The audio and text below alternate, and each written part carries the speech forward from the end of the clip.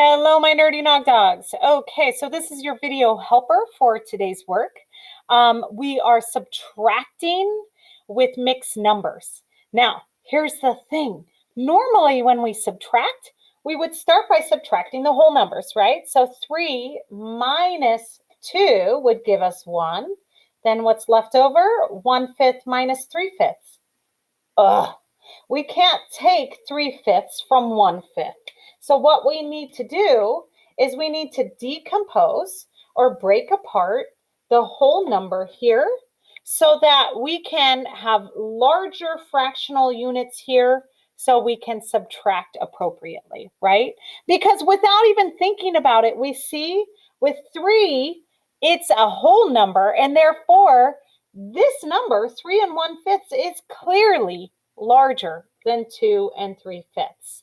So how can we do this? Well, we know that if we're dealing with fifths, then 5/5 is equal to 1, right? Yeah. Well, and if I have the whole number 3, that would be the same as saying I have 5/5 plus 5/5 plus 5/5, right? Or 1 plus 1 plus 1. Yeah, it's the same. That's what my whole number tells me there.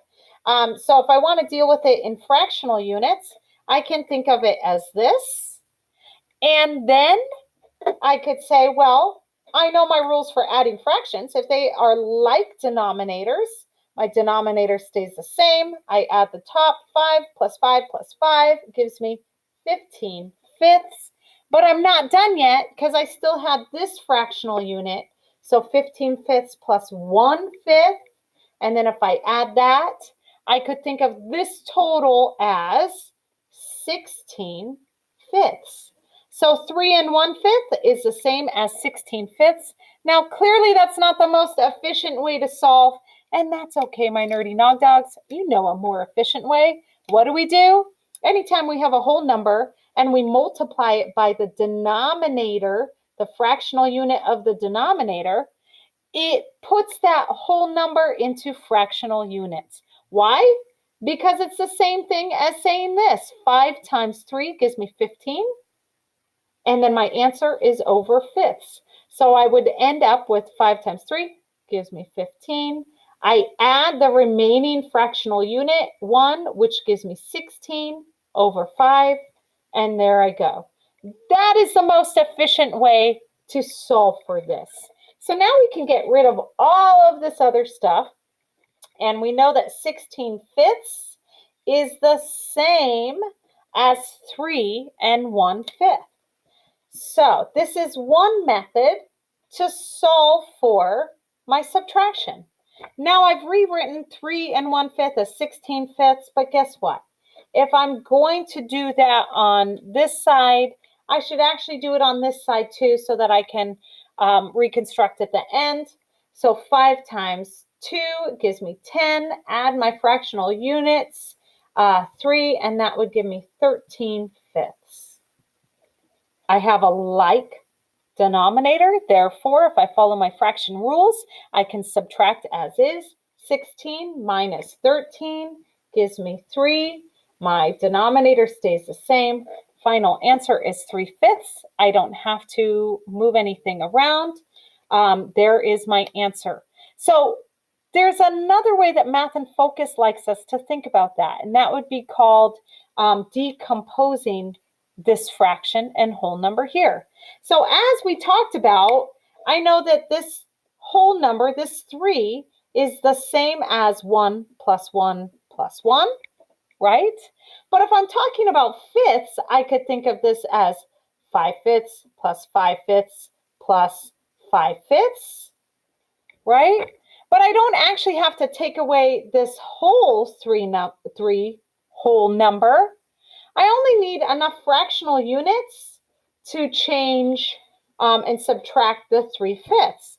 So couldn't I just say, well, let's take away one of the whole numbers, and that would leave me with 2 whole numbers left over. And I'm going to take one of those whole numbers and make it into fractional units of 5/5. So isn't 2 5/5 the same as 3, the whole number? Yes, Nerdy-Nawg-Dawgs it is.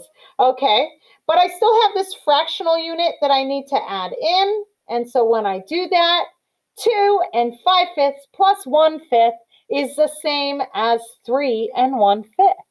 We've just decomposed the 3 whole number, created and added our 1 there. And then we have to add our fractional units. 5/5 plus 1/5 gives me a total of 6/5. Okay, so now I can say that 3 and 1/5 is the same as 2 and 6/5. And then I can separate and subtract my 2 and 3/5 because this fractional unit is now larger.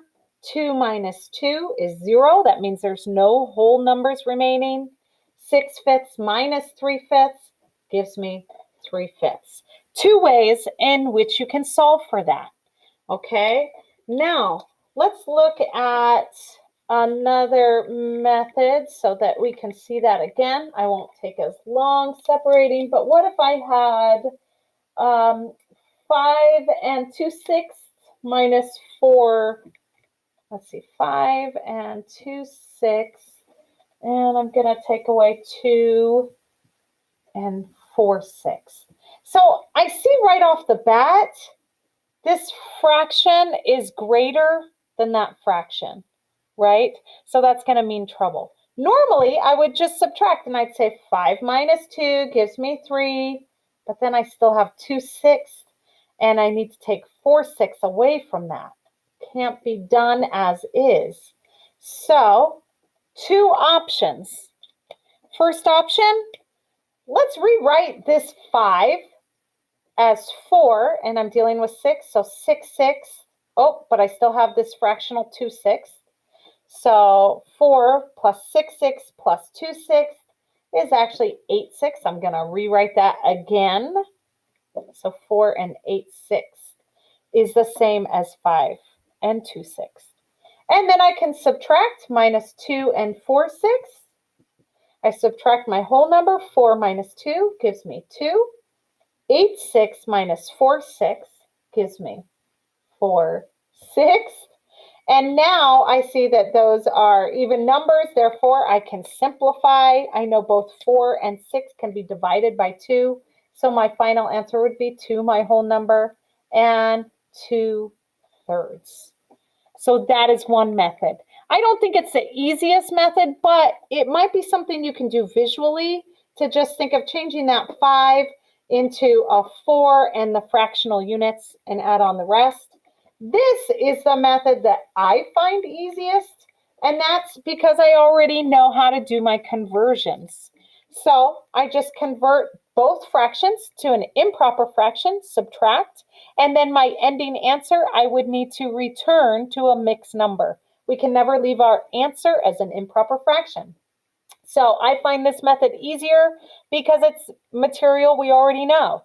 So to convert it to an improper fraction, I multiply the whole number by the fractional denominator. That'll put my 5 into 6.